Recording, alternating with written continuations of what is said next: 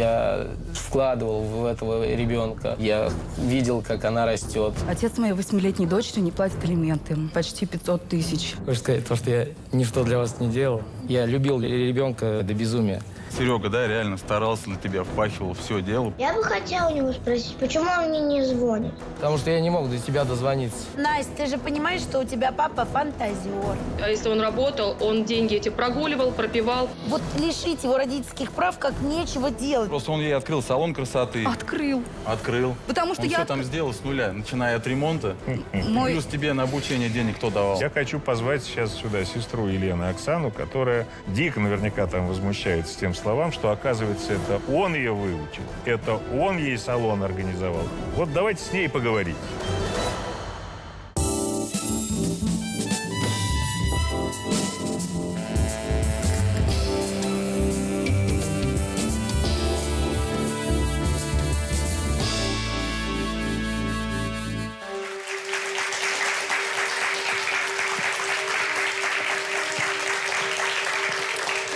Добрый день. Сначала женщина гордо заявляет, что рожает ребенка для себя. Потом, непонятно для чего, вписывает свидетельство о рождении биологического отца, которого никогда не любила, жить с ним никогда не хотела. Всей этой истории уже 8 лет. И все эти 8 лет страдает мама, папа, а главное – ребенок. Ну, а чему ты удивляешься? Это же женщина. Сегодня в нашей студии Елена Камнева из Волгограда. Она обратилась к нам на программу за помощью. Что случилось, Елена? Здравствуйте. Здравствуйте. Отец моей 8-летней дочери не платит алименты. Долг достиг уже почти 500 тысяч. Хочу, чтобы все-таки восторжествовала справедливость, и либо пусть платит долг, либо пусть отвечает по закону. Так, а по закону это как? Ну, за долг, наверное, должен привлекаться к уголовной ответственности. А вы обращались? Да, я сотрудничаю с судебными приставами, подавала в уголовный розыск на него, потому что никто его не может найти, ничего не могут взыскать. Угу. А он не платил алименты вообще никогда с самого начала? Нет, платил. Он работал после нашего расставания, он работал официально, платил на протяжении, наверное, около года. Неплохие алименты. Дальше он специально, я так считаю, что специально он уволился, устроился на менее оплачиваемую работу, начал платить, если, допустим, до этого он платил 10 тысяч в месяц, то стал платить 2 тысячи, дальше подала. Первая жена подала на алименты, и наш платеж разделился пополам. Я стала получать 1100 рублей, а потом вовсе перестала платить. Угу. Потом стали приходить уже, когда арестовали все карты, его счета, начали приходить 12 рублей, рубль 70, 500 рублей иногда, там, 1000. Давайте предположим, да, что вот он сегодня пришел и заплатил вам эти, скажем, почти 500 тысяч. У вас другие претензии есть к нему? Он не видит ребенка и не хочет видеть его. А вы хотите, чтобы он его видел, ребенка? Если брать с самого начала, то я бы, наверное, не хотела бы уже сейчас. Потому что в самом начале я думала, что мы как-то по-взрослому подойдем к этому давайте вопросу. мы к самому началу сейчас и перенесемся. Но на тот момент я уже для себя решила, что я хочу обзавестись ребенком. И из-за того, что не особо получалось у меня в личной жизни с мужчинами, я думаю, все, решу родить для себя. Буду его воспитывать, я смогу обеспечить. У меня очень дружная семья, которая мне сможет в этом помочь. И как раз подвернулся Сергей, с которым я начала встречаться, и... Да нет, мне нравится глагол, который вы нашли. Подвернулся Сергей. Мне нужен был ребенок, подвернулся Сергей. Так оно и получилось. У нас были отношения. Я думаю, что симпатия была такая, что... Вы его любили? Нет. Была влюбленность первая. Мне понравился он внешне. Мы так, весело проводили время. Генофонд хороший, да? Скорее всего, да. Ага, понятно. И он согласился на это. Вот что ни странно, как-то спокойно. А вы естественным отнесся. Путем или через пробирку? Нет, естественным путем, да. Очень быстро, кстати, все произошло. В течение месяца я узнала, что беременна. Очень быстро. Я так обрадовалась этому, потому что у меня были проблемы по женскому здоровью, и мне врачи порекомендовали родить, чтобы все-таки избежать последующих проблем. Я ему сообщила о том, что я беременна. Мне показалось, что он даже тоже обрадовался. И он предложил продолжить наши отношения дальше. Он говорит, ну раз так, давай попробуем пожить. Ну вот мы и попробовали. Так И вы как? замуж-то вышли или нет? Нет, замуж не предлагал. А как так получилось, что он себя вписал отцом, если вы не в браке были, а потом вы расстались? Это из-за чего? Ну, отцом он себя вписал по своей инициативе, потому что... Но без вашего согласия это было бы невозможно. Естественно, я согласилась. Но, Юль, я же женщина, там сентиментальность перла с меня. Я так... Но он всю беременность с вами был? А я Да, говорил, что это женщина. Да, Значит, всю беременность с вами, родился ребенок, из роддома встретил, все как положено, да? ну, там было совсем все не так. Там нужно было оплачивать, потому что у меня была экстренное кесарево сечение. Так. Оплачивала операцию моя сестра А со он? своим мужем. У него не было финансов. Ну, у него всегда в этом проблема была. У меня нет денег, где я их возьму, нарисую. А кто содержал семью-то? Наверное, 50 на 50. Моя сестра и родственники мои помогали, и вот он. Ну, и когда я уже родила, и, соответственно, работать не могла. Ну, вот как-то так. А расстались-то почему? Так все хорошо было. Сестра кормит с мужем. Он Да что-то иногда приносит. Себя вписал туда отцом ребенка-то. Ну, расстались, потому что, наверное, я устала от всего того, что... От чего? Сестра кормит. Наша семья просто в постоянном безденежье, вечных проблемах, которые он приносил домой. Сколько было ребенку лет, когда вы с ним разошлись? 4 полных года и 11 месяцев. А, ну то есть вы почти 5 лет еще после Почти рождения. 6 лет мы с ним прожили все вместе. А, в общей В общей сложности? сложности, да. Мгм. А, ну вы были инициатором. Вы ему пришли и сказали, все, больше так не могу, ухожу, да? Или Ну, как? он начал ездить в командировки вахтовым методом. И сначала я даже скучала, когда он уезжал. На самом деле, мне показалось, что это, может быть, просто... Ну, со мной что-то не так, характер, может быть, такой скверный, что я так к нему придираюсь. Но когда он стал приезжать домой, я понимаю, что я вообще к этому человеку ничего не испытываю. А от того, что он стал ездить туда и приезжать домой, я думала, что хоть как-то наладятся отношения их с дочерью, потому что там особо-то любви не было. Думаю, может, будет скучать, а там вообще совсем другой. Там холод страшный был ко мне, к ребенку. И я решила, что надо сесть и поговорить, ну, по-взрослому, закончить эти отношения на той ноте, что мы расходимся, а ты остаешься отцом для этого ребенка. Хочешь, общайся, хочешь, нет, твое право. Так он общался с тех пор или нет? Ну, раза 3 он брал ее после того, как мы разошлись. И все. И все. А потом пропал. То есть вы не знаете, где он сейчас? Пропал он тоже, скорее всего, по моей инициативе, потому что ребенок приходил после него в слезах, обзывал меня его словами. И настраивал он ее так, что мне приходилось ее успокаивать. То есть я подхожу и обнимаю, а она меня отталкивает. И вот эти вот моменты, когда он ее забирал, потому что было холодно уже, это была осень, он забирал ее к своей сестре, к родной. У нее тоже дочь была, и они вроде там одного возраста играли. И в этот период, когда дети играли между собой, он со своей сестрой родной обсуждал меня. Ну, соответственно, они не выбирали выражений. Ну, и дочь мне приходила, все это рассказывала. Подождите, я вот что пытаюсь понять. Он деньги привозил из командировок? Ну, вот работал он 45 дней на вахте, 45 дней дома. Зарплата его была 75 тысяч, по-моему, которая делилась, соответственно, там, на 3 месяца. То есть 1,5 дома, да, 1,5 на работе. А, вот так он И заработал. те деньги, которые он зарабатывал, соответственно, ну, мы платили кредит, там, оплачивали съемную квартиру, и оставшиеся деньги собирали его обратно в дорогу, потому что нужно было купить билет до Москвы, продукты, одежду какую-то, потому что он работал на Сахалине, там было холодно. И оставлял он мне в итоге там, 5 тысяч. Теперь скажите мне вот что. Значит, вы его найти не можете, приставы его найти не могут, а мы каким-то боком, ну, как-то вот раз и нашли. Вот Ну, странная история, правда? Очень странно, да. Мы же не просто так нашли его. Он еще и приехал на программу, пусть расскажет, почему на самом деле вы расстались, как так получилось, что с ребенком он не общается, а денег вы хотите. Да, давайте его позовем. Сергей, идите к нам. Ну что ты, Лен, хочешь сказать, то, что я ничто для вас не делал, не любил, не старался. И я любил ребенка, я не знаю, до безумия. Послушайте, мы сейчас не про вашу любовь разговариваем. Мы по факту. У вас долг перед ребенком. Долг перед ребенком. 400 тысяч почти. Почти 500, 480. Ну, этот долг образовался как? И почему вообще он получился? Потому что она начала ограждать меня от ребенка. Она уехала в Краснодар.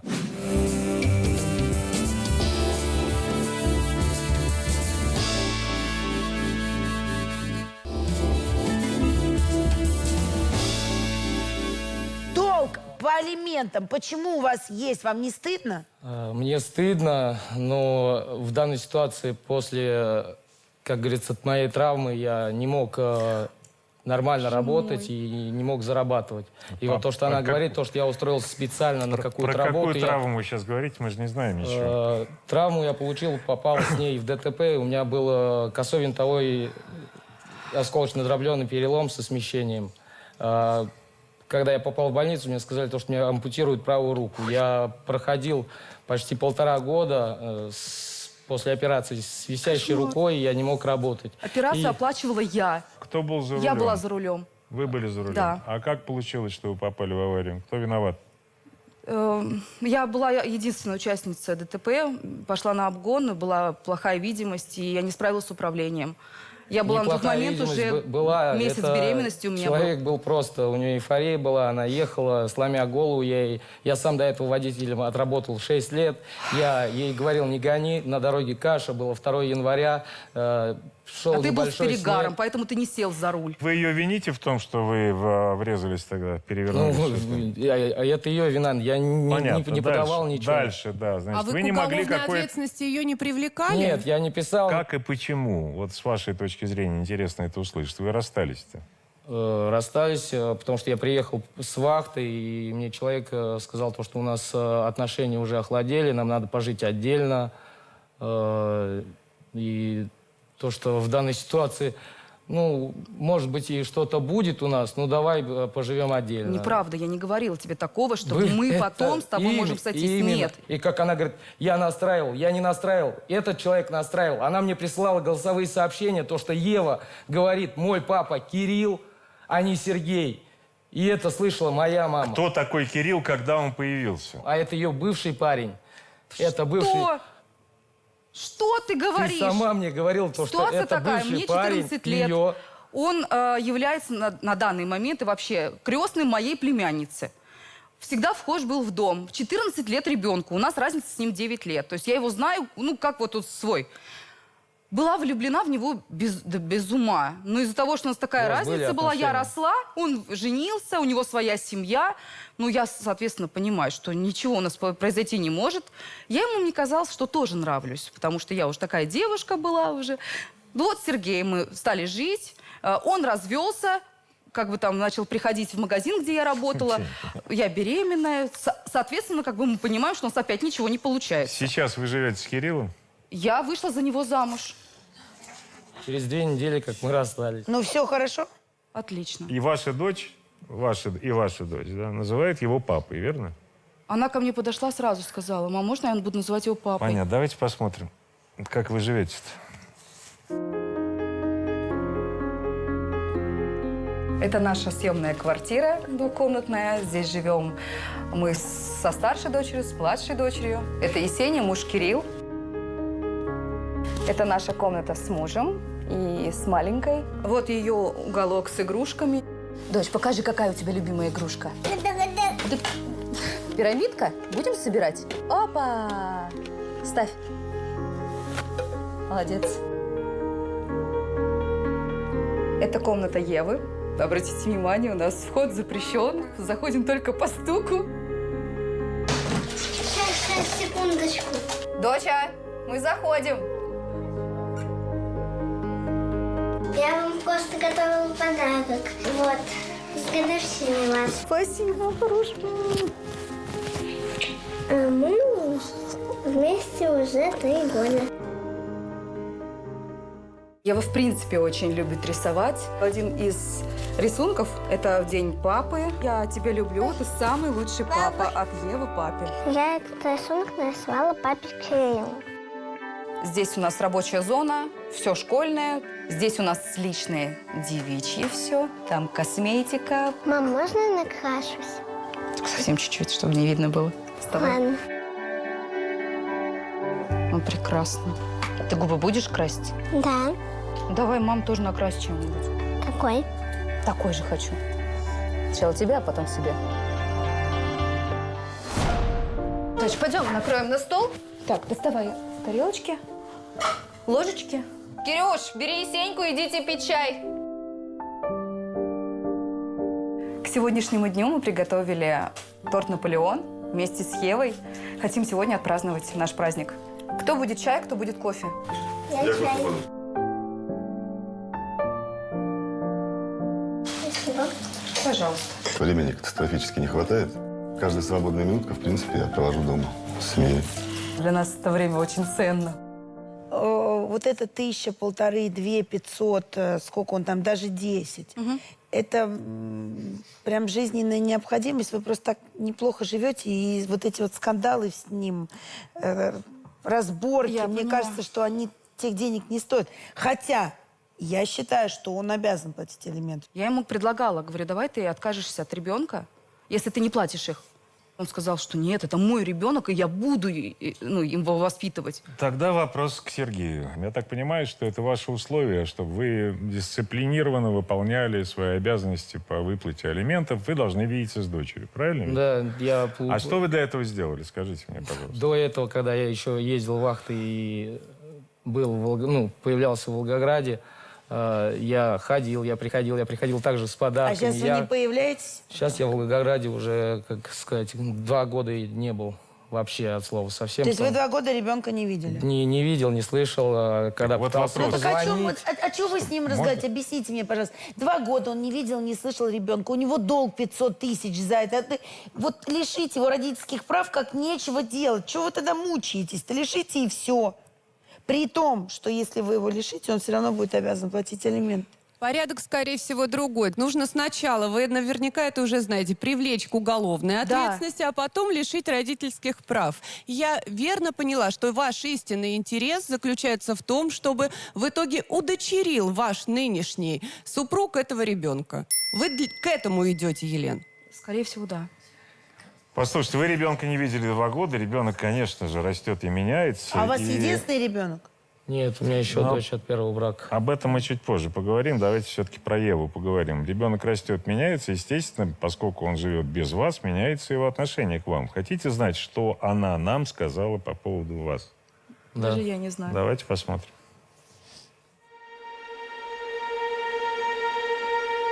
Я называю другого папу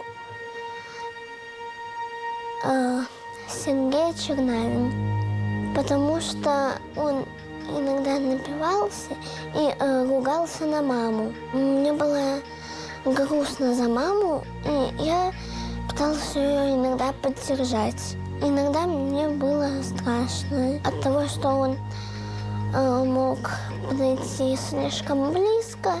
Однажды сломал нам кувшинчик пластиковый, когда напился очень сильно. Это мой единственный подарок, который я помню, что подарил мне его Чернавин Сергей. Я с ним не играю, потому что он сделал все плохое, и я не хочу, чтобы в мои мысли попадали эти моменты. Отсутствовал на моих день рождениях постоянно. И приходил под конец дня рождения и доедал всю еду и напивался потом. Я по нему не скучаю. Понимаю, что с ним лучше не общаться. Если он появится, то я не хочу с ним видеться, потому что надо отвечать за свои ошибки. А он этого не делает. Она не помнит его даже. То есть она знает его с ваших слов. А слова эти она транслирует. И все, что она говорит здесь, это вы про него говорите. Это слишком взрослая речь для маленькой девочки. Она говорит вашими словами. Он отсутствовал на моих днях рождениях. Нашелся друг у вас, Артем Курылко, который прямо рвался сюда выйти и сказать хорошие слова про вас. Давайте послушаем. Артем, идите к нам.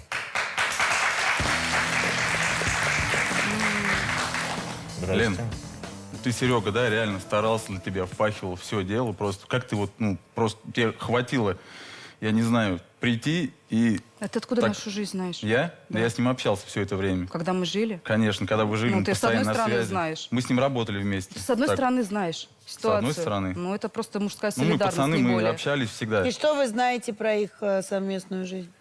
И отношения с ребенком. Я знаю то, что Серега, просто он реально всю жизнь впахивал, ну, старался для их семьи. У него есть такая особенность. Он Да, для ты сама посторонних знаешь, он людей работал очень классный. 6-1. Да. Да, еще Да. оставался на подработке. Ну, так он зарабатывал что-то? Да, он зарабатывал, конечно, он просто все деньги, все как есть, отдавал ей. Сергей, у вас долг по алиментам первой дочери есть? Да, Какой? я даже не знаю сейчас, Ну, какой. правильно, зачем знать свои долги по алиментам перед детьми? Фу. Я платил алименты, все, платил. но они начали Миллион между рублей собой у вас общаться, они начали просто слать сообщение, то, что мы тебя задушим алиментами. Это ему бабы такие попадаются меркантильные? Или все-таки он что-то в жизни не сечет, ваш друг-то? Не знаю, он просто, ну, слишком, наверное, добрый, доверчивый человек. Вот для него как семья, надо трудиться, надо как-то ее поднимать, то есть, ну, какое-то будущее строить. А ребенок это семья? Ребенок, конечно, семья. На экран посмотрите. 1 000 000 рублей, долг перед ребенком. Ладно, это вас чуть не угробило в машине. А та что вам сделала первая? Да, начала гулять и... А все от вас гуляют. Мы с Александрой, разумеется, не могли не поговорить. Она не смогла приехать по объективным причинам, но она с нами сейчас на связи. Александра, здравствуйте. Здравствуйте.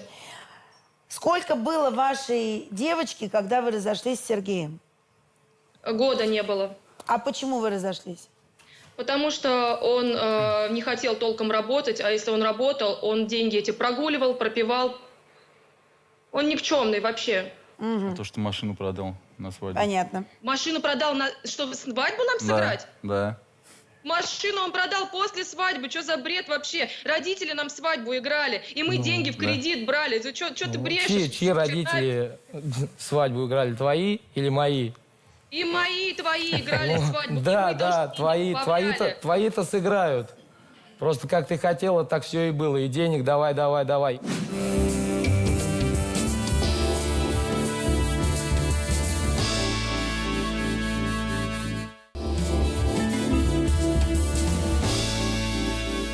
Слушайте, я вот что понять не могу. Саш, скажите мне, пожалуйста, вот мы тут с Леной говорим, я тоже в толк никак не могу взять. А что вам не посадить его в тюрьму, не лишить родительских прав? Почему?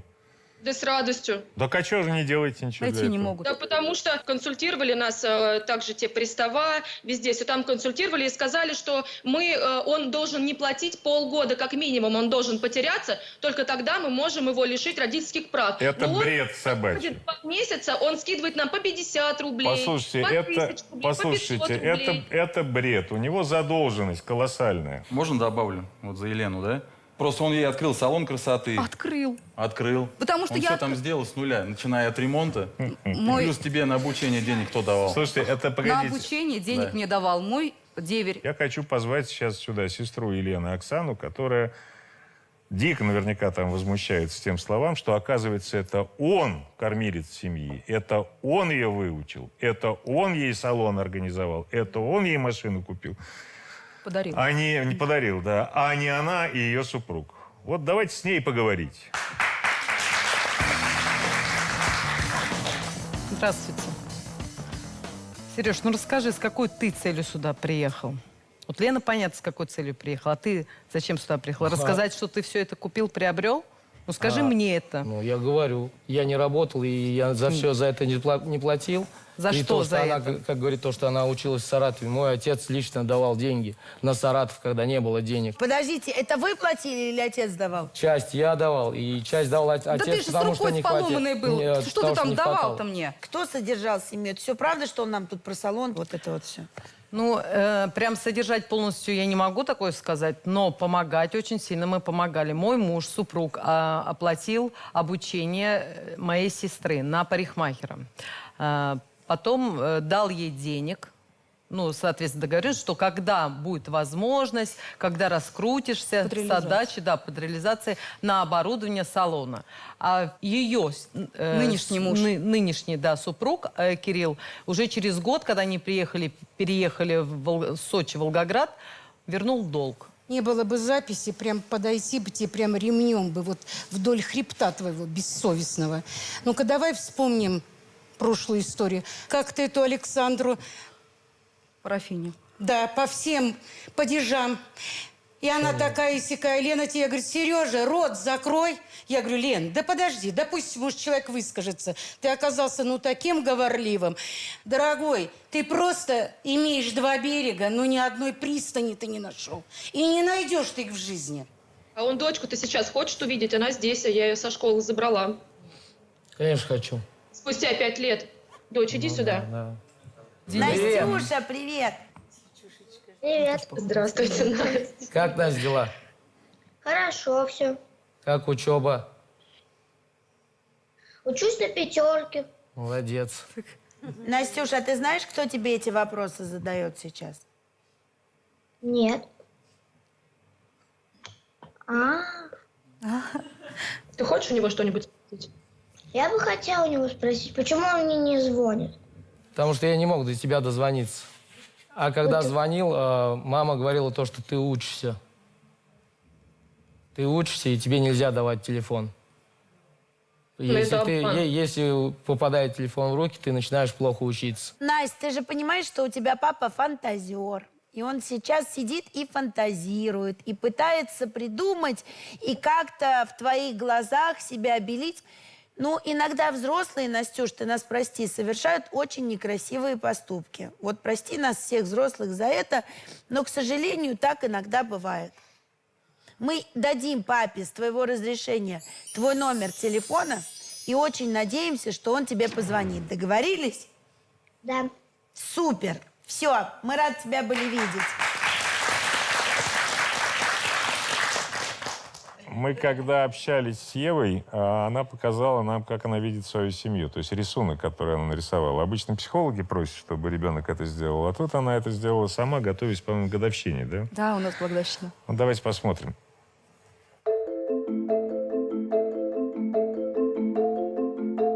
Это я нарисовала нашу семью. Папе 40 лет. Он работает строителем, а это сестра. Ей 1 год, она еще даже пока не пошла в садик. Это я, это мама, ей 31 год. Папа к маме хорошо очень относится и к нам. Сестра, конечно, чуть балованная, но ничего страшного, потому что я ее все равно люблю. Папа любит работать, потому что хочет достроить дом. И Сеня любит школьничать, а я люблю рисовать. Мама любит готовить. У нее самые вкусные торты, потому что она это все делает своими руками даже на день рождения. Мне очень нравится жить со своей семьей, потому что я их очень сильно люблю. Хотела к бабушке обратиться. То, как девочка говорила об алкоголе, который вот присутствует у ее папы, это ваши слова. Конструкция одинаковая, я это слышу. Поэтому не обсуждайте это при ребенке. Это первый момент. Второй момент. Сергей, давайте-ка уже из своего 15-летнего возраста выходить. У вас привычка, шаблон, убегать от ответственности. Это очень гадкий шаблон, который рано или поздно приведет к глобальному одиночеству. Лен, давайте вы отпустите все эти обиды и перестанете разменной монетой держать ребенка. Уж с Богом отправьте его. Поверьте мне, он вам эти алименты не выплатит. Ему еще вырасти надо. А вот по ребенку шарахать. Он сказал, что подаст после 18 лет на алименты на нее. Не надо. Вот тем более займитесь сейчас этими вопросами, а он пусть дальше дозревает. Вот обезопасьте своего ребенка. Я понимаю, Елена, что вам очень хочется, чтобы настоящим папой был Кирилл, а не Сергей. Но так получилось в вашей жизни, что настоящий папа – это Сергей. И каждый ребенок все-таки заинтересован в обоих родителях. Поэтому вы должны между собой наладить диалог таким образом, чтобы эти интересы ребенка обеспечить не свои собственные, а ребенка. Елена, вы являетесь, наверное, ярким примером женщины, которая ищет не создание семьи, а биоматериал. И, к сожалению, вы его нашли. Но, к счастью, у вас есть ребенок. И вот этот биоматериал очень приличную сумму должен вашему ребенку. Почему не отрабатывают приставы, не могут найти, хотя действительно Первый канал без проблем смог найти. Тут, наверное, я смогу подключиться и вам помочь. Именно по взысканию, и вам, и Александре, по взысканию тех элементов, которые уже накопились. Я, наверное, внесу эмоциональную нотку. Я ревела, смотрела на старшую дочь, представляю, какое отношение к папе уже сформировано у младшей дочери благодаря маме. И вот от этого становится грустно. Что залогом ваших разборок, как обычно, становятся дети.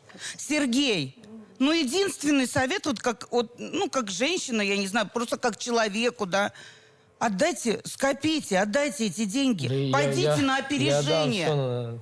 До копейки. Общайтесь с девочками. Посмотрите, как старшая дочь. Ведь она просто впивалась глазами. Ева в своем монологе, который мы видели здесь, она закончила его, конечно, не своей фразой, что за ошибки надо отвечать, что вот да. Но она обращалась-то к папе гипотетическому, а сказала про вас.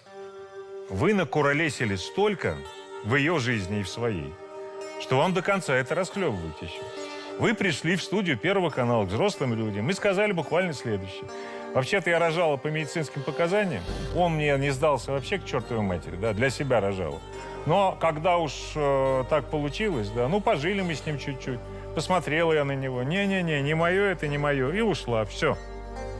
Вот все, что вы сказали. Ну, так что хотели, то и получили. Я вообще вот этого выражения «я рожала для себя», ну, вообще не понимаю, что это такое. Для себя, ну, это в магазине игрушку купила. А рождается ребенок в семье с папой и с мамой. Поэтому, если по-человечески, мне ваша позиция не симпатична и не близка. А если по закону, то он обязан заплатить эти деньги. Обязан. И одному ребенку, и другому. Точка.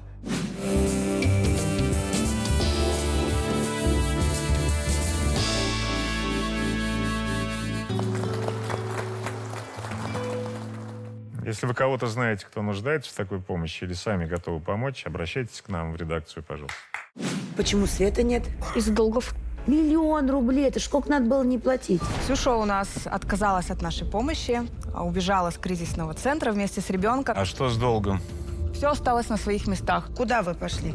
Сняли комнату с Максимом. Ребенку твоему с тобой сейчас безопасно и с Максимом? Ну да. А как ему может быть с тобой безопасно, если вы деньги у всех клянчите, у вас их нет? Она не кормит своего ребенка. Максим это не отец ребенка сегодня. Можно у нее был поподробнее? молодой человек. У этого молодого человека были 2 друга. И со всеми 3 у нее случился половой акт. Поддержать Ксюшу. К нам сегодня приехала подруга Елизавета. Давайте позовем ее в студию. Хочу услышать эту поддержку.